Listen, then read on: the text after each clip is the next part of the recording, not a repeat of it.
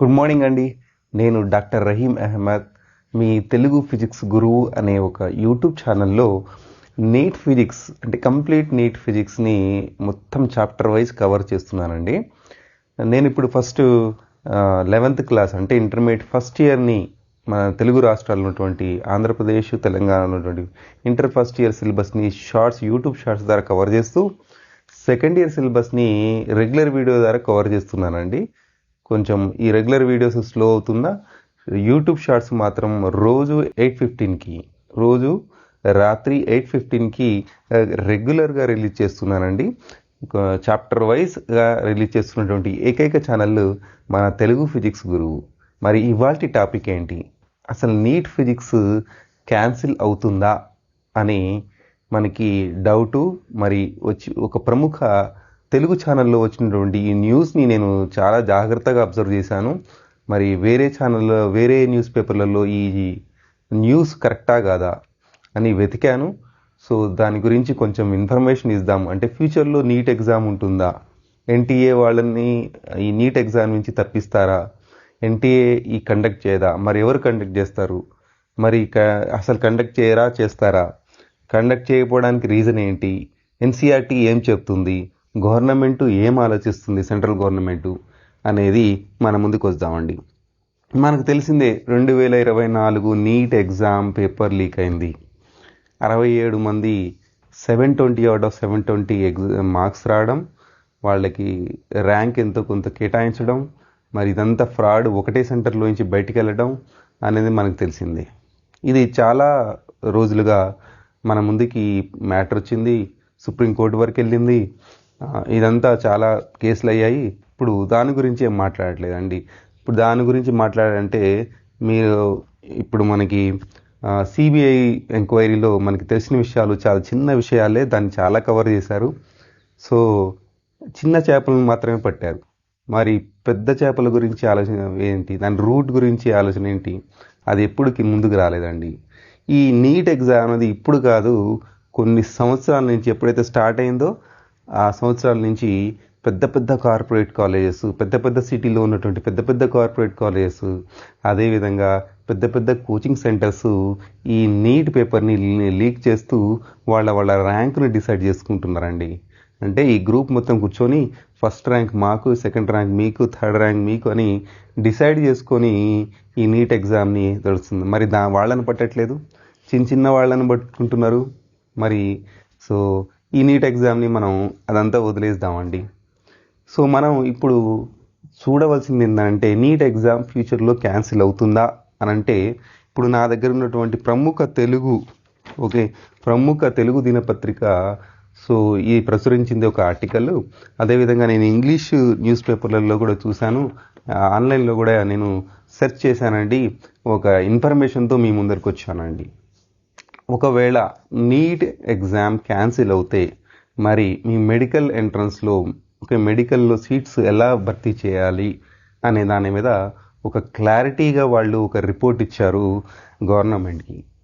NCERT సిఫార్సు చేస్తుంది central గవర్నమెంట్కి ఎలా మరి ఈ అడ్మిషన్స్ భర్తీ చేయాలి మరి అనేది ఒక ఐడియాతో మన ముందర బోర్డు మీద ఒక పర్సంటేజ్ చూపిస్తున్నాను చూడండి. ఇప్పుడు మనం ఇలా వస్తే 9th class, 10th, 11th, 12th అంటే intermediate 2 years plus 9th, 10th ఈ 4 yearsలో కొంచెం పర్సంటేజ్ తీశారు వాళ్ళు.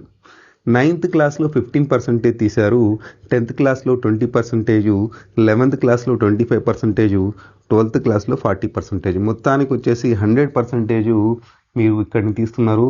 ఎటువంటి ఎంట్రన్స్ ఎగ్జామ్ పెట్టట్లేదు కాబట్టి మరి ఎటువంటి కరప్షన్ అవ్వదు, మనం ఈజీగా ర్యాంకులు కేటాయించవచ్చు అని ఒక ముందు ప్లాన్కి వెళ్తున్నారు. కానీ దీనికి చాలా అడ్డంకులు ఉన్నాయండి, ఏం అడ్డంకులు ఉన్నాయి మనకు వెళ్దాం చూడండి.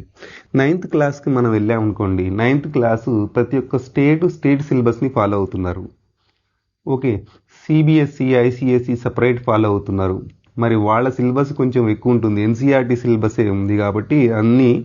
కానీ మనం తెలుగులో ఆంధ్రప్రదేశ్ కానీ తెలంగాణలో కానీ ఆల్మోస్ట్ సేమ్ సిలబస్ ఉంటుంది మనకి. కాకపోతే సిబిఎస్ఈ ఐసిఐసి కన్నా చాలా తక్కువ సిలబస్ ఉంటుంది మనకి. సో మనం ఎలా తీస్తారు మరి 15% అనేది ఎలా తీస్తారు? కాబట్టి 9th క్లాస్ అంటే స్కూల్ లెవెల్ సిలబస్ అందరికీ సేమ్గా ఉండాలి. ఫస్ట్ పాయింట్ అంటే సిబిఎస్ఈ ఐసిఎస్ఈ ఇంకా ఏమైనా బోర్డులు ఉన్నాయి, ఐసిఏ ఐఎస్సి, మనకి ఏ బోర్డ్స్ ఉన్నా కూడా ఎస్ఎస్సి, ఈ బోర్డులందరినీ ఈక్వల్గా చేస్తూ సిలబస్ని ఫాలో చేయాలి. ఇదొకటి. ఇంకొకటి 10th క్లాస్లో మనం అబ్జర్వ్ చేసినట్లయితే 9th 10thలో అదే ప్రాబ్లం ఉంది. అన్ని బోర్డులను సేమ్ చేయాలి. 11th 12th మనకి బోర్డ్స్ ఉన్నాయి, ఇక్కడ ఇంటర్మీడియట్ బోర్డ్స్ ఉన్నాయి మనకి, కానీ అక్కడ స్కూల్లోనే ఉన్నది. మరి ఒకటే స్కూల్లో కంటిన్యూ చేస్తారు కాబట్టి వాళ్ళకి వెయిటేజ్ వేరుగా ఉంటుంది. మనం సపరేట్ స్కూల్లో పోతాం కాబట్టి వెయిటేజ్ ఎక్కువ ఉంటుంది. ఓకే, సో ఇదంతా మనం 9th 10th 11th 12th తీసుకుని 100% తీస్తామండి, కరెక్టే. కానీ ఇవి వాళ్ళ స్కూళ్ళు పరిధిలో ఉంటాయి కాబట్టి వాళ్ళు ఎక్కువ వేసుకోవచ్చు.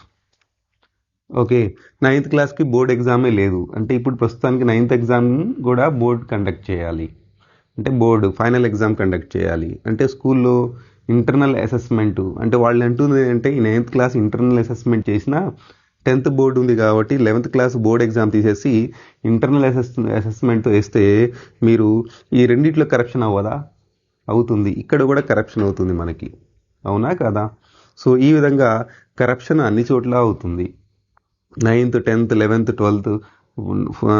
12thలో మరి ఇక్కడి నుంచి మొదలు వేద్దాం. సో ఇప్పుడే మన తెలుగు రాష్ట్రాల్లో ఫౌండేషన్ అనేది 6th 7th క్లాస్ నుంచే జరుగుతుంది.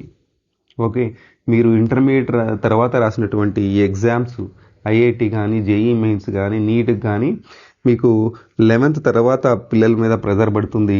మరి ఇప్పుడు 9th క్లాస్ నుంచే స్టార్ట్ అవుతుందంటే మరి ఎల్కేజీ నుంచి స్టార్ట్ అవ్వడం ఆశ్చర్యపోవాల్సిన అవసరం లేదు. అంటే ఈ ప్రెజర్ అక్కడి నుంచి వస్తుంది మనకి పిల్లల మీద.